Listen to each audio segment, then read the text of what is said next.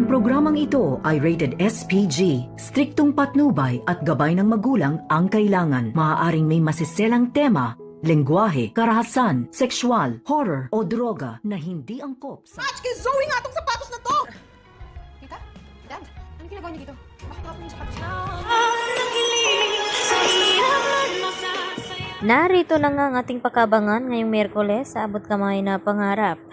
Ikinalulungkot nga dito nila Giselle at RJ ang ibinalita dito ni Chef Gonzaga tungkol dito sa nakuha ngang fingerprint results dito kay Zoe na hindi nga daw ito tugma dahil ang nakuha lamang nila ay itong fingerprint dito ni Don Pepe na yun nga ay inakala na may kinalaman nga itong si Zoe at itong si Moira. Subalit ay may nakuha naman silang panibagong ebidensya na magpapatunay na itong si Zoe ay sangkot nga dito sa nangyaring aksidente kay Don Pepe.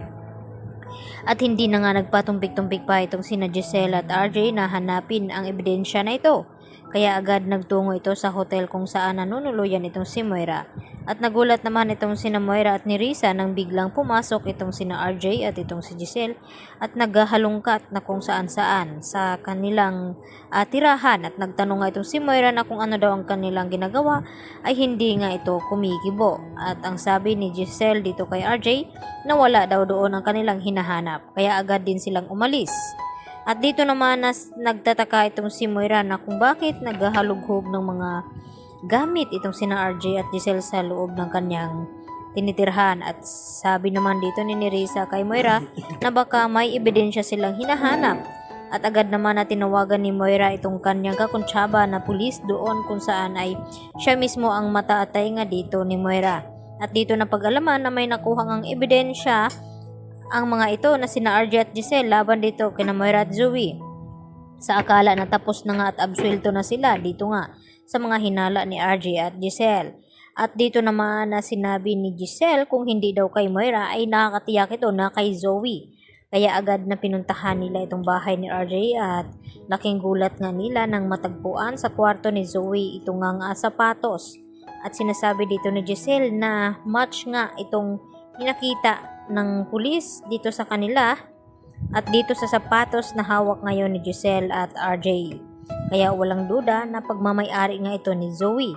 At bigla naman na dumating itong si Zoe at nagtanong sa kanila na kung ano daw ang ginagawa nila dito sa loob ng kwarto at kung bakit hawak daw nila itong sapatos ni Zoe.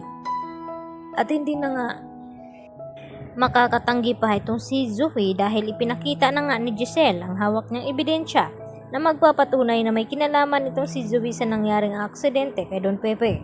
At dahil sa galit ni Giselle ay hindi niya napigilan itong kanyang sarili na masaktan nga itong si Zoe. At pilit na pinapaamin na kung bakit gusto niyang paslangin ang kanyang lolo Pepe sa kung ano man ang dahilan. At dito na rin napipilitan na aamin itong si Zoe kung ano talaga ang nagiging dahilan na hindi niya ito sinasadya na maitulak sa bangin itong si Don Pepe dahil inagaw lamang niya itong cellphone na hawak ni Don Pepe at dahil tumawag nga ito kina RJ at Giselle.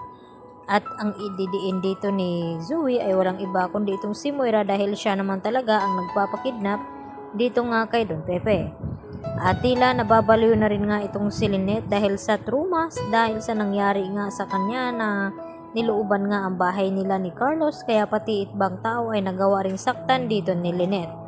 Kaya yan naman ang ating pakaabangan bukas kung makaligtas pa ba itong si Zoe sa mabigat na ebidensya na hawak ngayon ni RJ at Giselle.